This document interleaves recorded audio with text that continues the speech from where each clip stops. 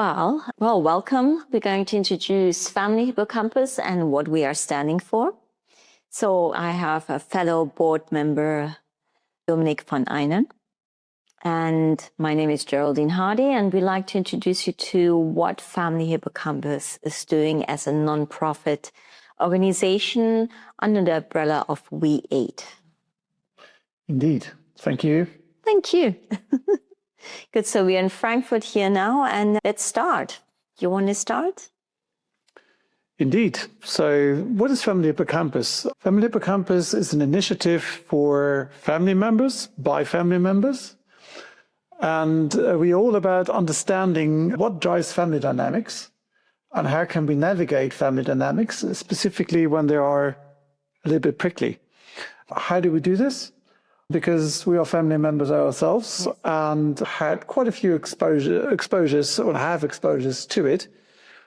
And we combine our experience with structured reflections to derive novel thinking around the matter and to help other family members to navigate family dynamics more effectively. So, Nick, what actually brought up for you to start exactly this initiative? Yeah, good question. In the end, it was me walking through the fires of family dynamics, and I had to understand what was going on here. And I couldn't find any answers in these fantastic family governance books. So I started to research myself, approach the matter with behavioral economics, with cognitive neuroscience, but also complex dynamic system theory. And then I thought, you know what? So what do we do with all that? So how can we use these scars to make an impact? And then I also thought, in the end, there's so much value in speaking to other family members. Can't we create a group of family members to discuss and then actually create the knowledge that is missing and share this with our peers?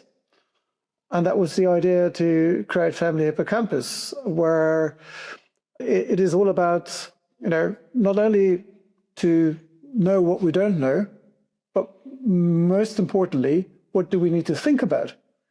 And if we come together as more family members, we can create collective intelligence and share this with our community. And then through sharing this with our community, we get another layer of intelligence. So this way we can help each other moving forward. But tell me, Geraldine, what made you join the initiative?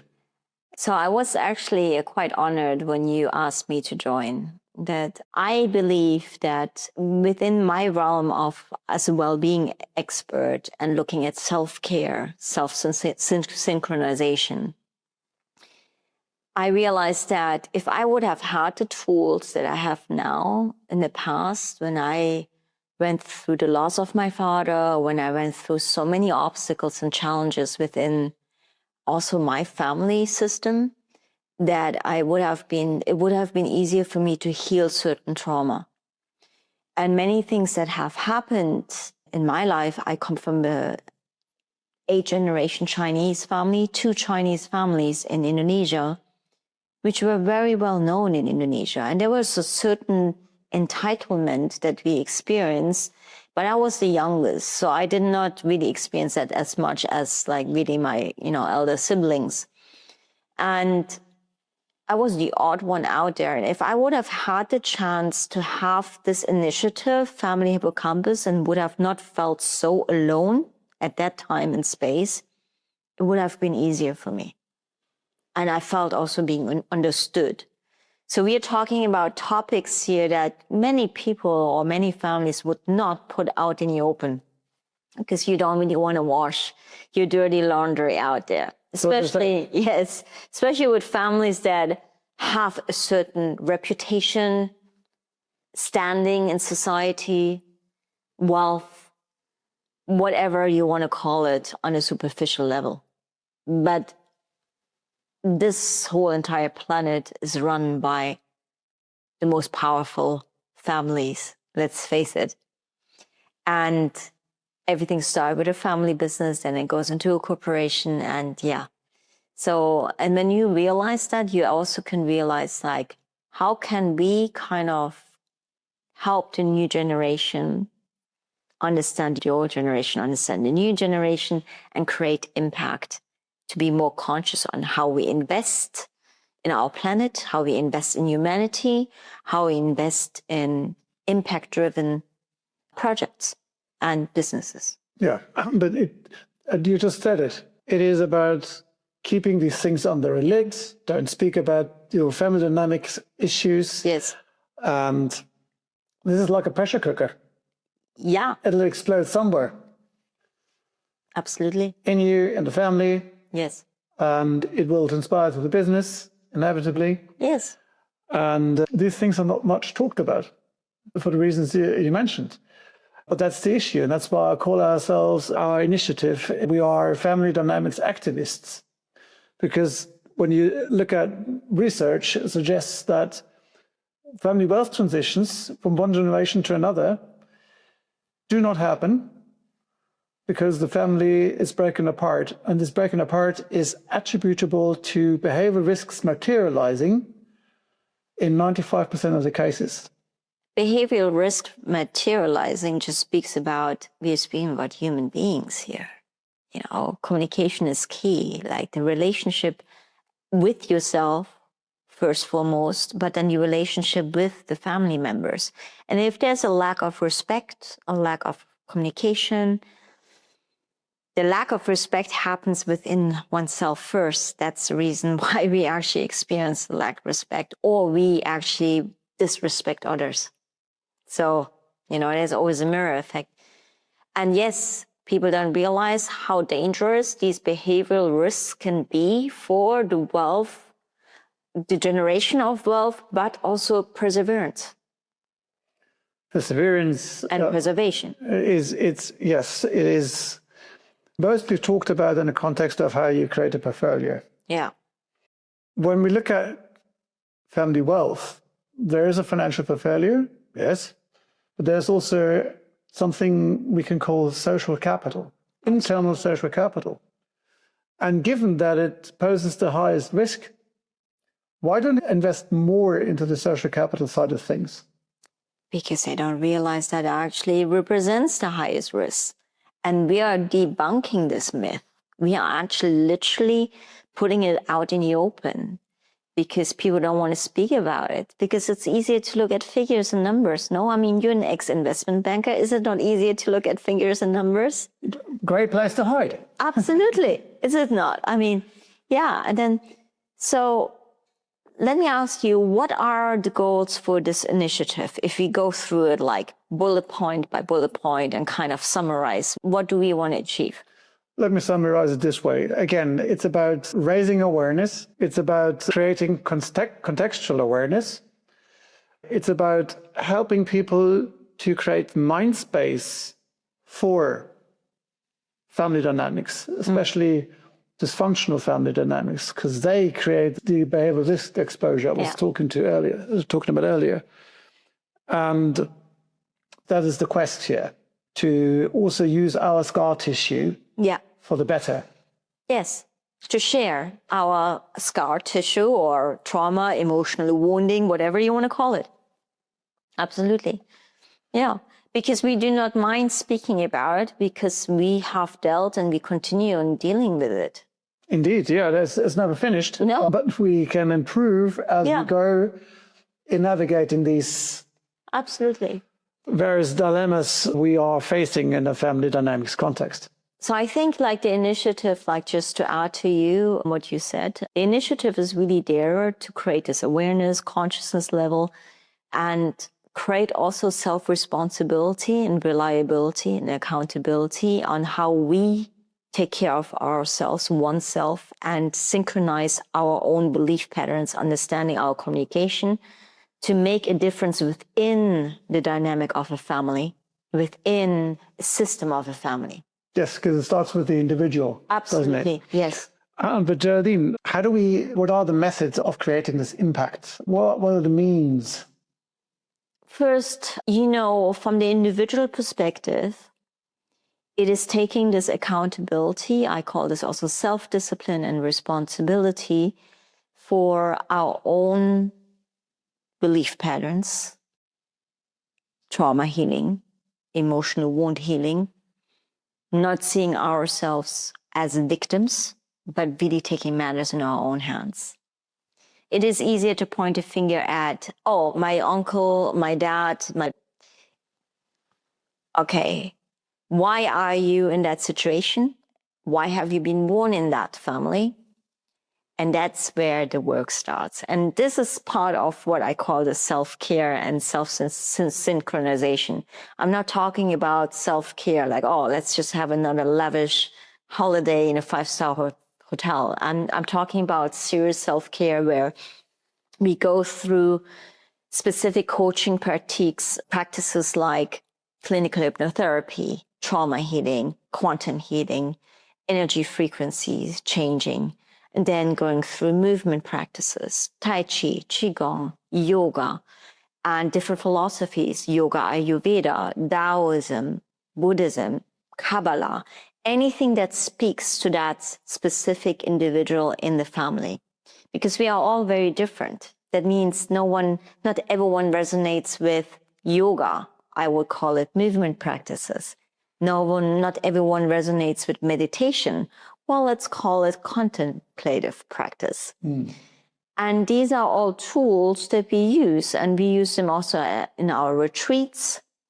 We use them also in our workshops, because we want to create a multidimensional experience, and not just the cognitive layer, but also the physical, the emotional, the mental, and the spiritual layer.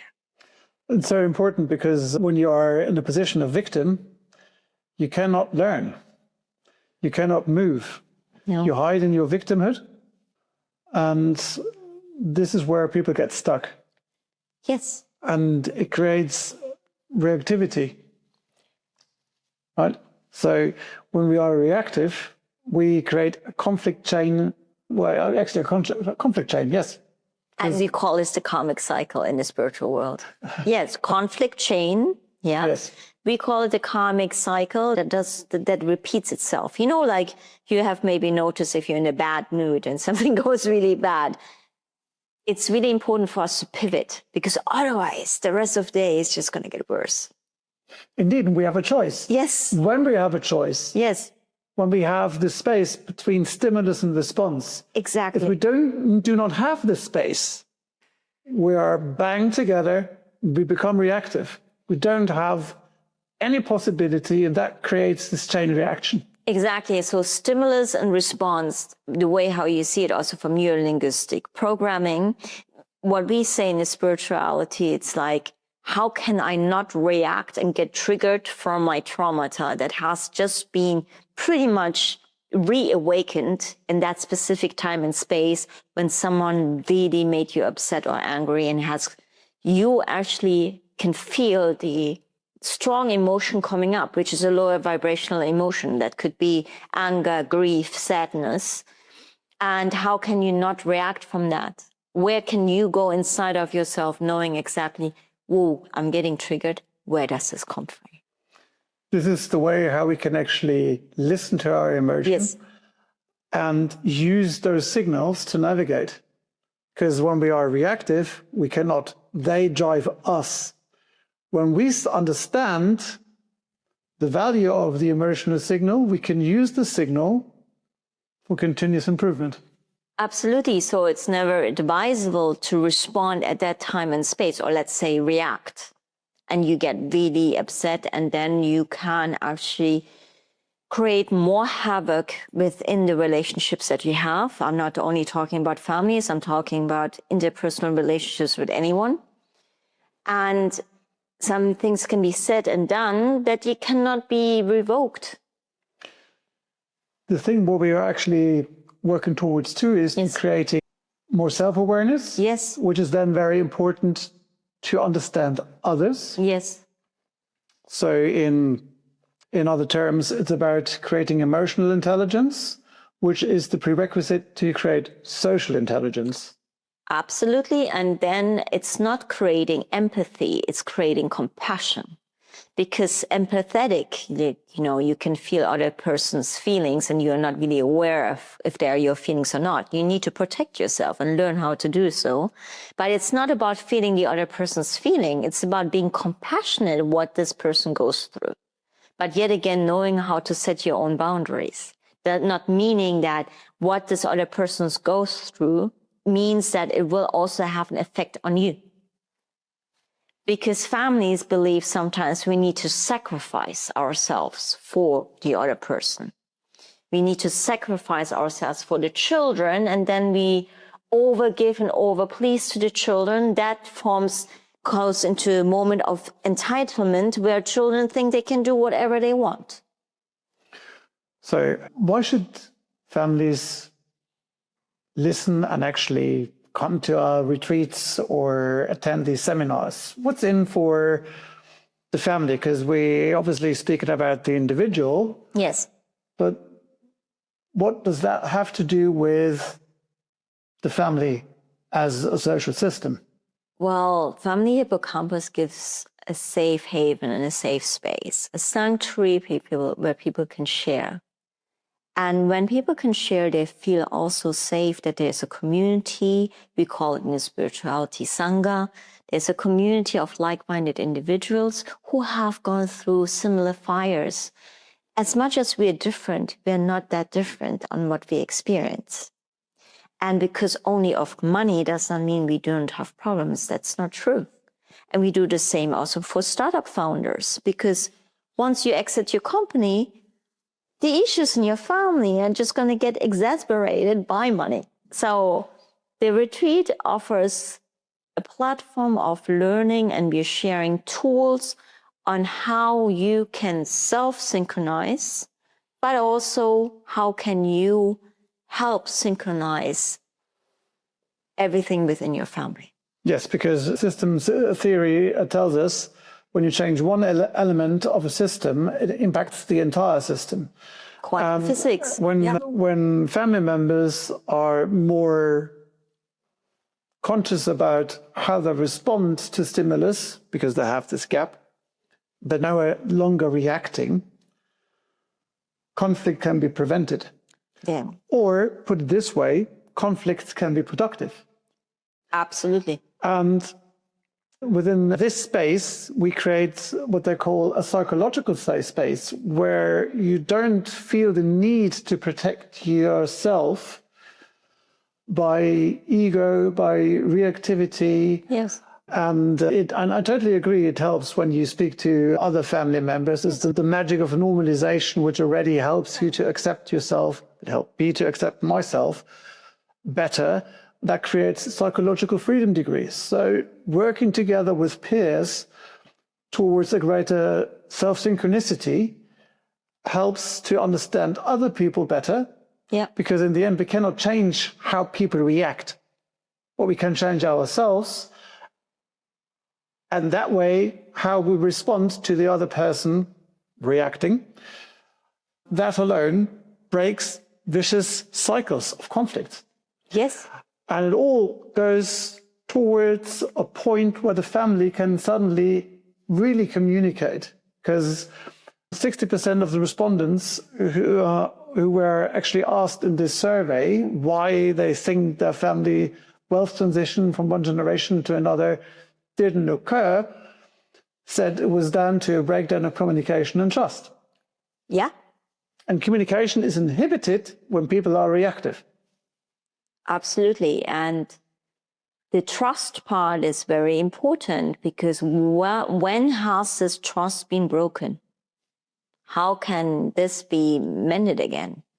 And it is mainly to do with the fact that we believe we are not one.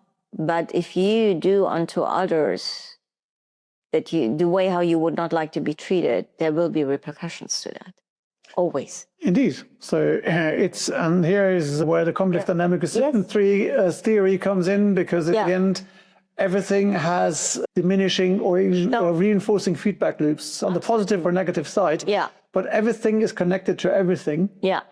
And just because you're family, you're not necessarily safe, let's face it. Indeed. No, people do not feel safe in their own No. family.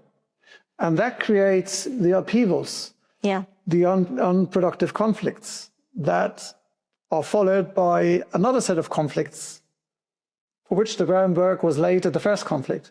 Absolutely. So how to get order into the chaos? And why is this important? Well, first and foremost, it's about collective decision-making. It is about staying together, even when it comes to tricky things like discussing who's going to be the successor. So if you want to keep your legacy, if you want to keep the family business, the family office, the family, it makes sense to think about these things rather than relying on formal family governance, because that is the usual risk response.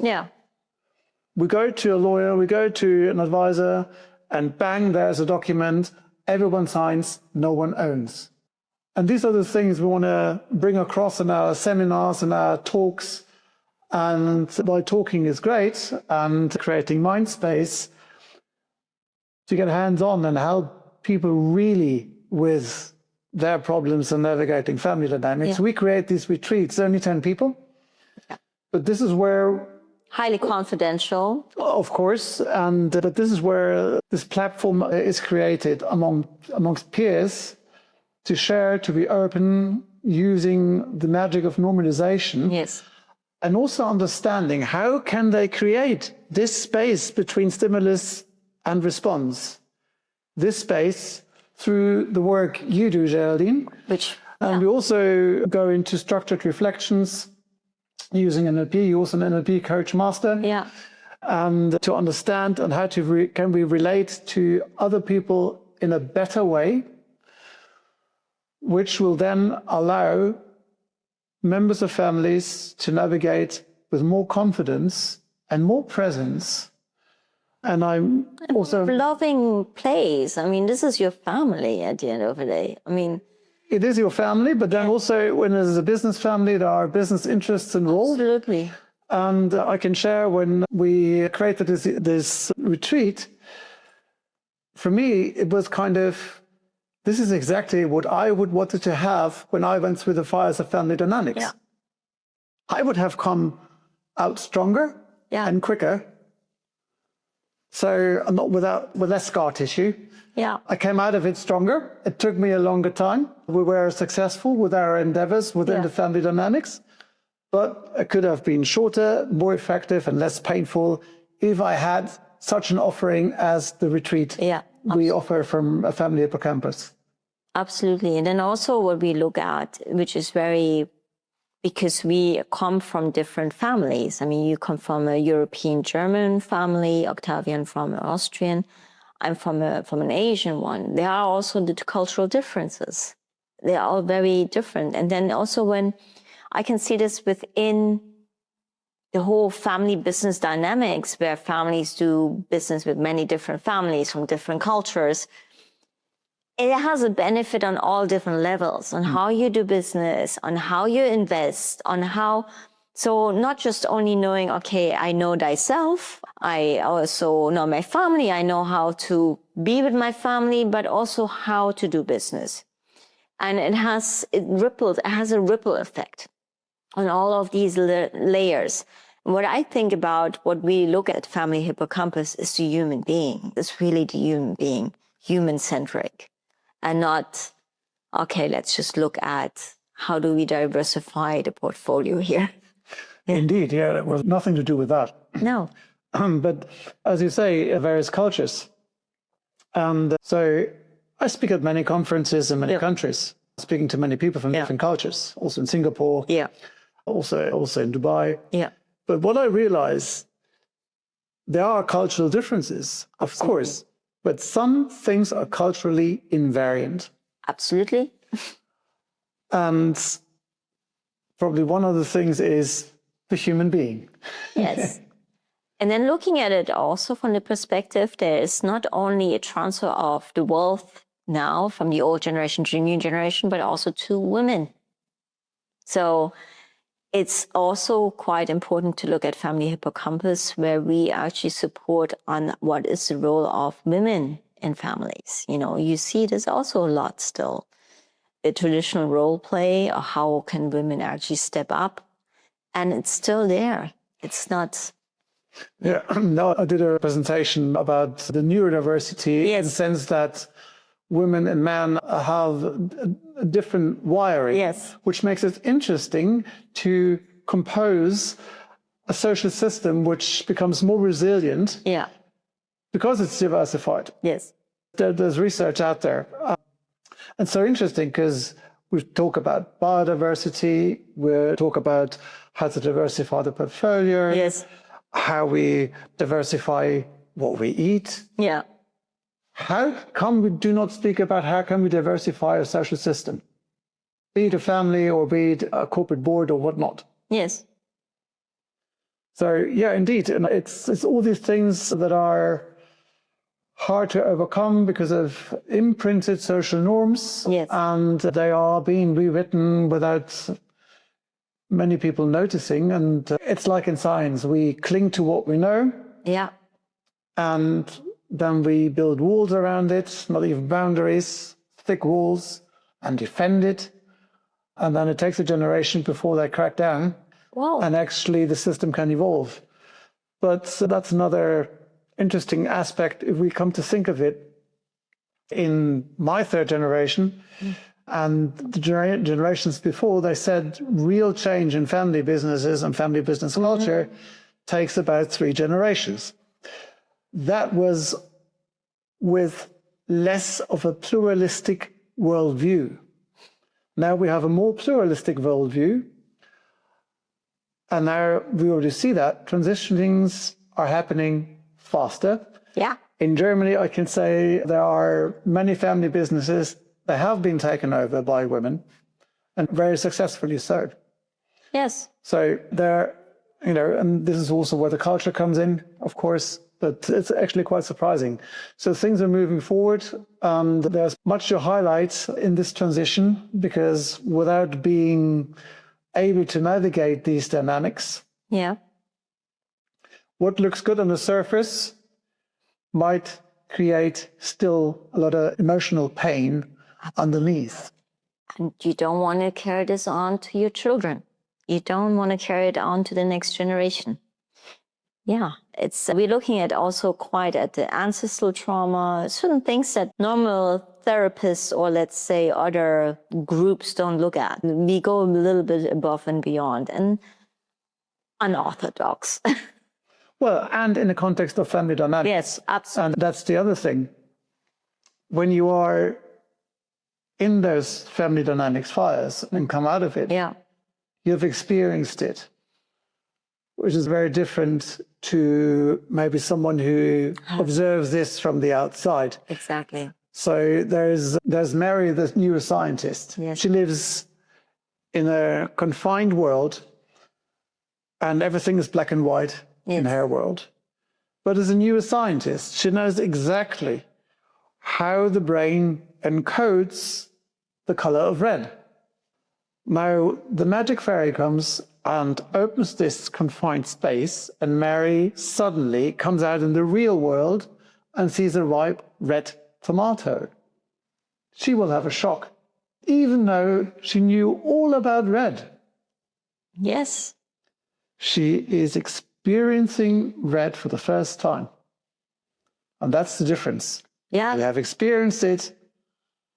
You speak from a very different angle versus the situation you have observed and studied it. And that's the major differentiation factor also for the Family Hippocampus Initiative. We're all family members. We walked our talk, we walked through the fires. Yeah. Exactly. It makes it a big difference. So it's really a peer-to-peer initiative. Yes. To help our community and to learn while we practice, teach, we learn more, and the more we learn, the more we understand more of our scar tissue, or how to apply it and bring it back to the community. Yes. Good. Okay, thank you. And watch that space, follow us, and we're going to also create more workshops. Check out Bristol & Partners conferences where you speak. We also will speak at CASA in Toronto next year in April. So yeah, watch the space. If you are interested in what we're doing, please contact us anytime. You can contact us through our website, and yeah. Thank you. Thank you. If your brand belongs in the heart of the yachting world, this is where it happens. Yachting International Radio reaches over 1 million yachting professionals and enthusiasts every month, with 77 million impressions, 220,000 social followers, and 74,000 podcast subscribers. Our hosts are insiders, crew, captains, CEOs, trusted voices shaping the industry. This is targeted, high-impact advertising in a luxury niche. Visit yachtinginternationalradio.com/advertise. Your audience is already listening.